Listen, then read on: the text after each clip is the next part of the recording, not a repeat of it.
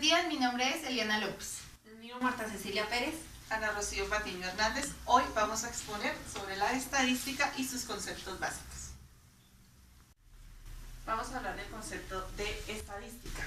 Intuitivamente asociamos la estadística con valores numéricos, con recolección de información y también con gráficas. El concepto de estadística nos dice que es la ciencia que estudia hechos y fenómenos de cualquier naturaleza. La estadística sirve para recolectar, clasificar, organizar, analizar datos para que posteriormente sean presentados los resultados en forma de cuadros, tablas y así posteriormente podamos realizar una conclusión o una inferencia. Bueno, la estadística se clasifica en estadística descriptiva, que es la técnica de recolección, sistematización y presentación de datos que posteriormente van a ser analizados, y finalmente se va a hacer una inferencia, un análisis para dar una conclusión. Esto se puede representar a través de gráficos, tablas, y se pueden representar en valores cualitativos y cuantitativos. Aquí tenemos un ejemplo de algunas gráficas y de unas tablas donde se toma la información. Bueno, la estadística inferencial. Esta estadística nos permite interpretar datos con el fin de predecir características de una población total. Es decir, nos permite llegar a conclusiones a partir de una toma de datos. Esta estadística inferencial toma en cuenta la población, muestras, individuos y variables cuantitativas y cualitativas. Dentro de la estadística inferencial encontramos la población en estadística. Esta es la que estudia la recolección de datos en elementos, artículos y sujetos que gozan de las mismas características y las cuales son utilizadas para hacer estudios y así dar una conclusión y un resultado. Dentro de la población existen varios tipos, entre ellos está la población finita, que es la que contiene un número de elementos de pequeña cantidad. Un ejemplo clave es la venta de motocicletas en el mes de abril en un almacén de motos.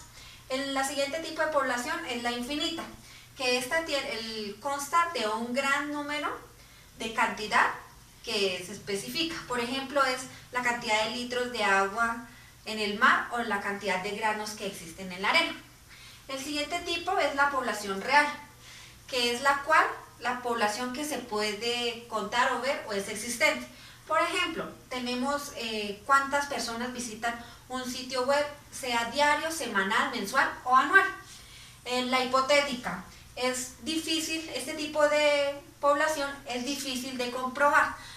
Un ejemplo claro es saber qué cantidad de gente puede sobrevivir a un terremoto o a un tsunami. El otro tipo de población es el aleatorio. Este presenta alteraciones en sus características. ¿Por qué? Un ejemplo claro es que la composición de los alimentos, tanto su tamaño y su peso, varían. El siguiente es el tipo de población dependiente. Este tipo de población tiene una causa determinante. Por ejemplo, las ventas mensuales de un producto que esté en cosecha. Y por último, la población polinomial tiene diversas características y estas pueden ser estudiadas por diversos métodos. En este caso, el ejemplo clave son los censos que se realizan a nivel nacional en las poblaciones. La muestra es un subconjunto de la población. Esta se caracteriza cuando no se puede estudiar a una población completa. Las muestras pueden estudiarse más rápido que a las poblaciones y es mucho más costosa que el estudio de una población. Esta se realiza por el método de muestreo. El muestreo es el proceso mediante el cual el investigador selecciona a los sujetos de estudio. Los tipos de muestreo son probabilístico, que todos los sujetos de estudio son aptos para este tipo de información.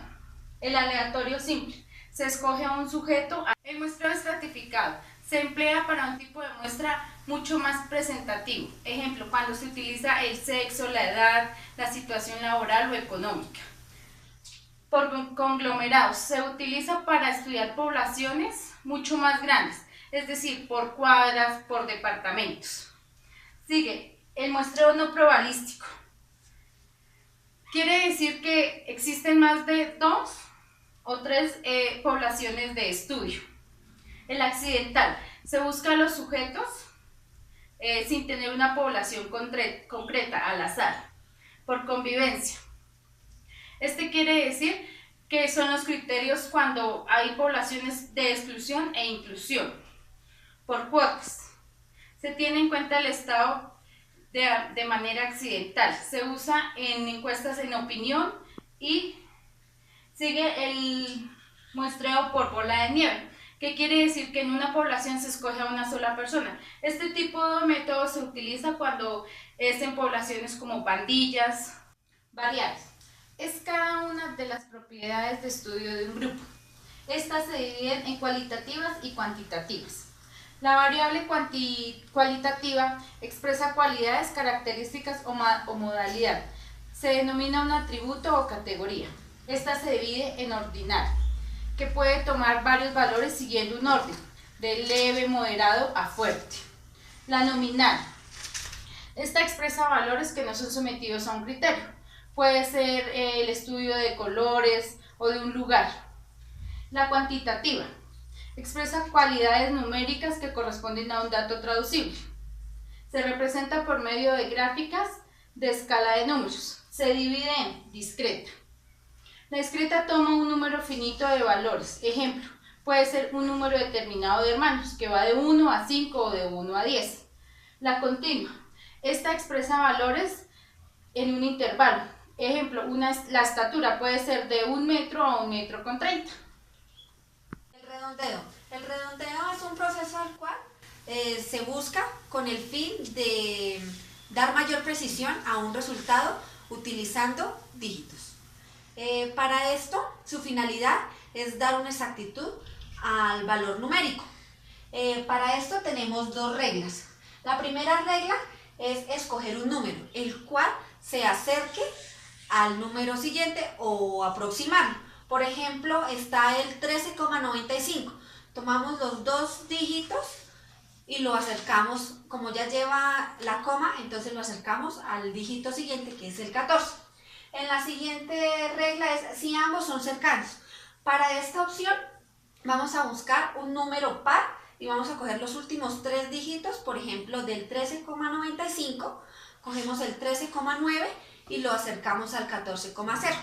Para ello buscamos múltiplos del 2. Pictogramas y gráficos.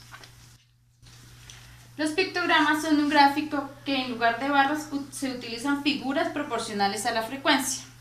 Para realizar un pictograma, primero se debe escoger la imagen y luego es proporcionarle un valor. La imagen debe ser alusivo al tema.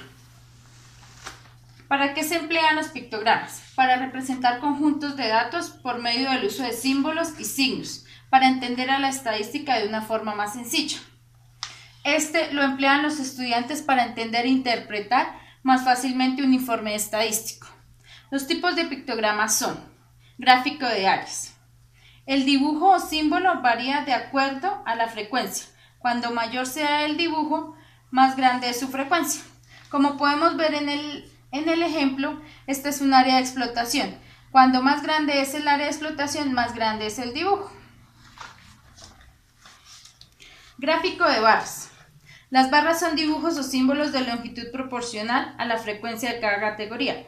Como vemos aquí dependiendo el dibujo, los árboles están más grandes o más pequeños, y dependiendo del mes. El gráfico de dibujos. Aquí se le da a cada gráfica una cierta equivalencia por medio de dibujos. Cuanto mayor hay de dibujos en cada categoría, mayor será su frecuencia. En este ejemplo vemos que es una caracterización de bovinos. Entonces, en 1989 hay mayor cantidad de bovinos, 5.200. Bueno, ahora vamos con el gráfico de barras. Este gráfico se caracteriza por tener barras, todas son directamente proporcionales.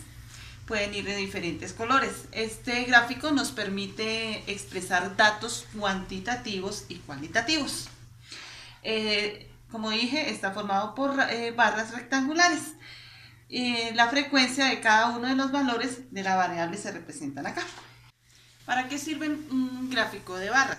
En los gráficos de barras se usa para comparar y organizar algunos datos. Ellos se comparan con otros y así podemos entenderlos mejor. Se pueden apreciar también de mejor manera todos los datos recopilados. Es un buen instrumento que resume todos los datos, análisis y toma de decisiones. ¿Cómo podemos emplear el gráfico de barras? La mayoría de los gráficos de barras tienen barras que están representadas verticalmente y también horizontalmente. Ellas están ubicadas en dos ejes, el eje X y el eje Y. El eje Y es el eje vertical. Allí se pueden poner todos los números o datos. Y en el eje X, que contiene todas las categorías que se emplean en el gráfico. Va ubicado horizontalmente. ¿Cuáles son los diferentes tipos de gráficos de barras? Tenemos el gráfico de barras sencillo, que es este, con las barras sencillas. Tenemos el gráfico de barras agrupado, representa datos de dos o más series. En este caso tenemos representado hombres y mujeres. Como ven, van agrupados. Entonces, el naranja representa a los hombres y el verde representa a los hombres y el naranja representa a las mujeres. También tenemos el gráfico de barras apilado. Apilado porque vemos se representa en dos colores y vemos que uno está encima del otro, por eso se le llama apilado. Y representa datos de dos o más series. Cada una representa un distinto color, como ya dije. Y divide los segmentos que representa en la serie de datos. Tenemos también el gráfico de barras horizontales o también se llama pirámide de población. Aquí también está representado por hombres y mujeres, solo que las barras, como pueden ver, van horizontales. En el eje vertical se representan los intervalos de datos. En el eje horizontal representan unidireccional y bidireccional todas las series que se necesitan comparar en el gráfico. El gráfico circulares, también llamados gráfica de pastel o tarta o también llamada 360 grados. Este recurso didáctico es más utilizado para el porcentaje y proporcionalidad. Sus elementos básicos son el título de la gráfica, las etiquetas de los datos que se encuentran dentro de la torta y las leyendas que se encuentran al lado izquierdo de la tabla. Y también encontramos la tabla para anexar los datos. ¿Para qué se emplea el gráfico circular? El gráfico circular se emplea en aquellos casos donde se interesa no solamente mostrar un número de veces que se da una característica o atributo a conocer, sino visualizarlo de mejor manera, como lo encontramos en este ejemplo. Encontramos que el título, en este caso, son los balones y la proporcionalidad es dependiendo qué tipo de balones escoge la ciudadanía. Un ejemplo claro es la condición del cielo. Este estudio se realizó por 2 semanas y se consta del título de días soleados, días nublados y días lluviosos, hecho con una hoja de cálculo. Aquí se le proporciona el título, en la primera columna A se le condiciona el número de condición del cielo y en la columna B la cantidad de días. Después se le digita los días soleados, los días nublados y los días lluviosos y la cantidad de días de cada uno. Y esto nos representa en porcentaje en una tarta de una gráfica circular.